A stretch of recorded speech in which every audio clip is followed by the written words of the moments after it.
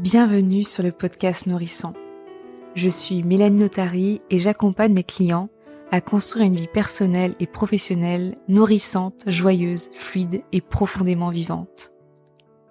J'aime penser mon entreprise comme une fabrique de vie et de voix singulières. Le podcast Nourrissant, c'est un rendez-vous tous les vendredis à partir de 5h pour nourrir votre quotidien de réflexion, de partage d'expériences et de rencontres inspirantes pour stimuler la vie qu'il y a en chacun de nous.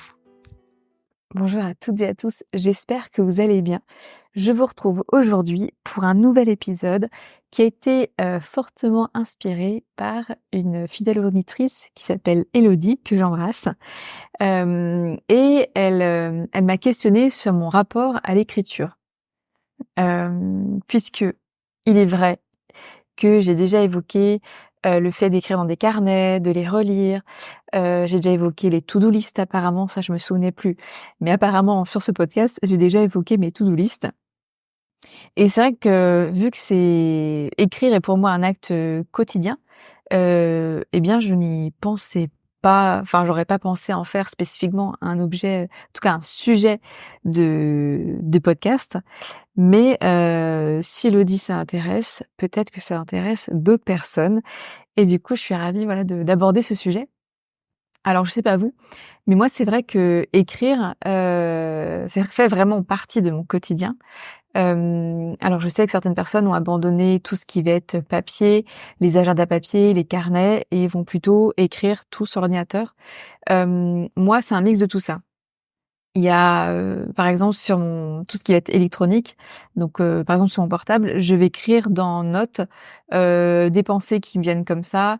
Par exemple, la nuit, si je ne dors pas et qu'évidemment à 4h du mat, j'ai toutes les merveilleuses idées qui arrivent dans mon cerveau, eh bien je vais me cacher sous la couette avec mon téléphone pour pas réveiller Julien et écrire sur mon téléphone. Comme ça, le lendemain matin ou les jours d'après, quand j'aurai besoin du contenu que j'ai écrit, il sera facilement disponible et que j'ai pas besoin de me lever, aller chercher un carnet, un crayon, etc. Sinon, au niveau de l'écriture, alors moi j'ai un agenda à papier. D'ailleurs, je recommande la marque française qui est basée à Rennes, qui s'appelle My 365. Il me semble que c'est ça. Enfin, vous pouvez chercher sur internet. Et ils font des agendas en papier recyclé qui sont magnifiques et ils en sortent soit des annuels, qui commencent du coup en janvier, soit qui font de rentrée à rentrée, donc de septembre à septembre du coup, décidément. Et ils sont vraiment très bien organisés et il y a plein de façons différentes en termes d'organisation au sein des agendas.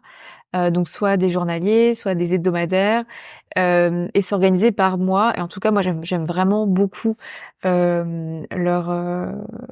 qualité de ce qu'ils proposent et les organisations qu'ils proposent également. Donc moi, il y a une époque, j'avais besoin quand on est parti en Amérique centrale, d'être calée sur les heures pour pas me tromper au niveau du décalage horaire. Donc j'avais pris un agenda avec un format. Alors on voyait la semaine sur les 2 pages, mais un format rendez-vous. On voit justement, c'est des colonnes avec les heures. Là aujourd'hui, je sais plus quel format j'ai, mais c'est plus un format to-do list avec 2 petites colonnes par jour. Et comme ça me permet d'avoir une colonne perso et une colonne pro. Et j'organise comme ça en fait ma semaine. Il se trouve aussi que j'ai un agenda qui est sur mon ordinateur. Donc alors moi, pour faire simple, je suis sur Apple, que ce soit mon ordi ou mon téléphone, comme ça tout est relié. Et donc j'utilise simplement l'application calendrier sur mon ordi, puisque pour tout ce qui va être prise de rendez-vous soins énergétiques, c'est pris donc via Calendly, qui du coup est directement connecté à cet agenda du coup sur mon ordinateur calendrier. Et ça permet de mettre directement les nouveaux rendez-vous sur cet agenda-là. Plus si j'ai déjà des choses de prévues dans ma vie, des rendez-vous, des disponibilités, etc. Et ben en fait, Calendly calcule tout et donc voilà. Donc j'ai quand même 2 agendas parce que aujourd'hui, en utilisant cette méthode de prise de rendez-vous sur internet, j'ai besoin d'avoir un autre agenda pour être sûre que tous mes autres rendez-vous se corrèlent et qu'il n'y ait pas de prise de rendez-vous sur des moments où je ne suis pas disponible. Hem, donc voilà, ça déjà c'était important à dire. Donc c'est aussi, pas mal jongler entre les 2, mais je le fais très bien et en tout cas j'aime vraiment aussi avoir un agenda papier. Je trouve en tout cas pour moi que de poser les idées, poser, les actions à réaliser dans la semaine, dans le mois, sur papier, c'est, important. Je trouve que ça permet de poser les choses et hem et à entre guillemets «plus de liberté». Alors évidemment, c'est facile d'effacer des choses sur ordinateur, mais je sais pas, avec un crayon gris ou même un stylo, on peut rayer, on peut barrer. Enfin, en tout cas, je trouve que c'est plus vivant, c'est plus organique et c'est ça, je crois, qui me plaît tant dans l'écriture. Dans l'écriture aussi, j'y trouve un grand pouvoir. Je pense que je pourrais déjà parler d'un pouvoir, thérapeutique. C'est pour ça aussi que j'ai tous ces carnets. Alors là, j'ai pas forcément de fidélité au niveau des marques. À une époque, j'avais beaucoup des carnets Moleskine, j'en ai toujours d'ailleurs, mais voilà, puis après, d'autres, des coups de cœur dans les boutiques, des coups de cœur sur internet. Mais voilà, ça va m'arriver de prendre une page et d'écrire la date et d'écrire ce que j'ai sur le cœur, ce qui me traverse, ce que j'ai besoin de lâcher et pour moi, en tout cas, écrire, c'est comme si la charge émotionnelle que j'avais en moi, s'extériorise par l'écriture et du coup ne m'appartient plus.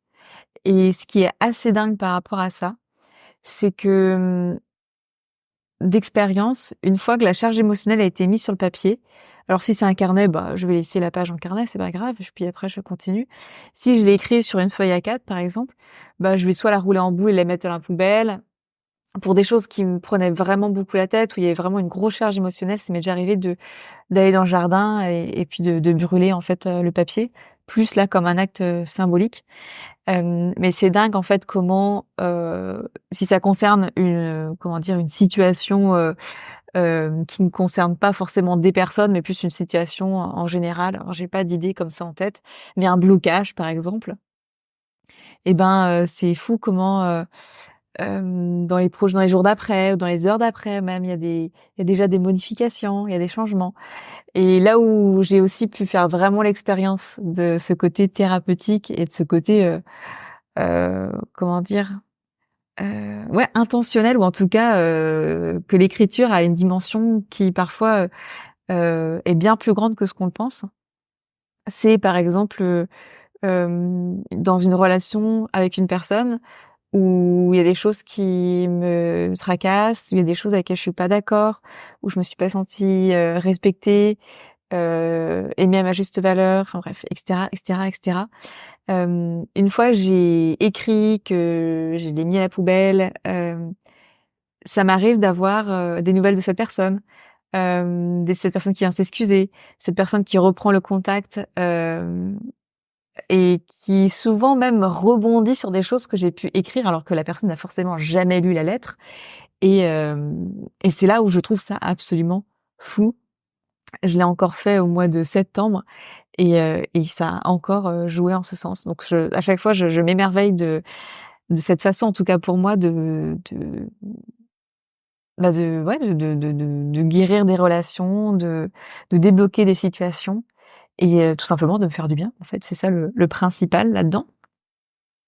Donc ça, voilà, c'est la partie, thérapeutique, pour moi dans l'écriture et puis il y a aussi vraiment une partie, d'intentionnalité. Je pense vraiment que l'on crée notre réalité, en y émettant, nos vœux, nos rêves les plus fous, comment on a envie de vivre les choses, et d'expérience encore une fois. Par exemple pour manifester, alors, ce mot il est maintenant beaucoup, beaucoup utilisé, mais en même temps c'est ça aussi, c'est rendre, une idée concrète. Donc je vais quand même garder ce mot, manifester. Des logements, et ben, sur papier, je vais écrire tous les détails de ce que je veux et à chaque fois, c'est bluffant comment, bah, tous les détails, sont cochés et puis avec l'expérience aussi, ben, certaines choses qui étaient pas forcément importantes ou qu'on avait oublié de noter sur papier, dans ce processus d'intentionnalité, et ben, voilà, ça s'affine aussi. Mais je sais que c'est comme ça qu'on avait eu, comment dire, notre logement au Costa Rica, où là, vraiment, j'étais ultra précise parce que, alors, je voulais qu'on soit dans la nature, mais en même temps dans la ville parce qu'on n'avait pas de voiture, que l'on puisse à pied aller au marché, faire des courses. C'était le cas. On avait plusieurs magasins autour de chez nous. Qu'il y ait une piscine, que je sais plus, ça date quand même de l'été 2022. Mais bref, moi j'aime beaucoup les lieux esthétiques, j'ai besoin de ça pour être bien. Et bref, en tout cas, tout ça a été respecté et je le répétais, je le disais le matin et le soir et on l'a trouvé, ce lieu de rêve, et on a été pendant des mois et des mois et des mois. Donc voilà. Et encore dernièrement, alors déjà avant, quand on est rentré du Costa Rica et qu'on a cherché un logement dans le coin de Sables-d'Or-les-Pins, enfin Erquy Sables-d'Or-les-Pins, donc l'année dernière, tout le monde disait mais vous allez voir, c'est impossible de trouver dans le coin, le marché est hyper tendu, il y a rien. Et c'est vrai qu'en réalité il y a pas grand chose, mais en 3 jours on avait réussi à trouver notre logement de Sables-d'Or-les-Pins. Donc là où on a été quand même pendant 10 mois, jusqu'au mois de juin de cette année. Et pareil, il correspondait vraiment avec, je voulais une baignoire à ce moment-là. Bah, j'ai eu ma baignoire, enfin, bref, c'est vraiment hallucinant. Vraiment, essayez-le, ou peut-être que ça fait déjà partie de votre quotidien, hein, et auquel cas je vous apprends rien. Mais si vous cherchez un job, une personne dans votre vie, une amitié, un amoureux ou une amoureuse, euh, comment dire, bref, un logement, etc. Vraiment, mettez sur papier ce que vous voulez et vous verrez comment, ben, la proposition viendra à vous. Alors, ça n'empêche pas qu'il faut pas être dans l'action, hein. C'est pas en restant à siroter un café dans le canapé que ça va bouger. Mais une fois que vous avez posé ce que vous voulez, voilà, l'intention que vous voulez vivre au quotidien, par rapport à telle ou telle envie, donc logement, personne avec qui partager la vie, un job, etc. Vous allez voir comment, en cherchant, vous allez trouver votre perle. Et c'est pas forcément en cherchant de la manière dont vous pensez, mais ça peut être aussi en discutant avec une personne. Enfin bref, voilà. Après, il y a moult et moult façons de trouver des choses, mais vraiment faites-le parce que c'est bluffant. Et encore une fois, pour Erki, c'était pareil. On avait une liste très précise de ce qu'on voulait, parce que là, on voulait vraiment s'installer avec Julien, donc là, un logement à l'année. Donc encore plus compliqué de trouver sur Erki. Et là, avec des critères très particuliers, moi, je veux être dans la nature et en ville, avec tout le package, donc la vaisselle, lave-linge, sèche-linge. On voulait du meublé, mais du beau meublé. On voulait du beau aussi, tout simplement, pour être bien. On voulait un endroit chaleureux, lumineux, ce qui nous manquait du coup à Sables-d'Or-les-Pins. Et encore une fois, ça coche toutes les cases. Donc c'est vraiment. Et là encore, je vous dis que c'est des détails assez généraux, mais on est vraiment dans des détails beaucoup plus précis sur certaines choses. Et on l'a.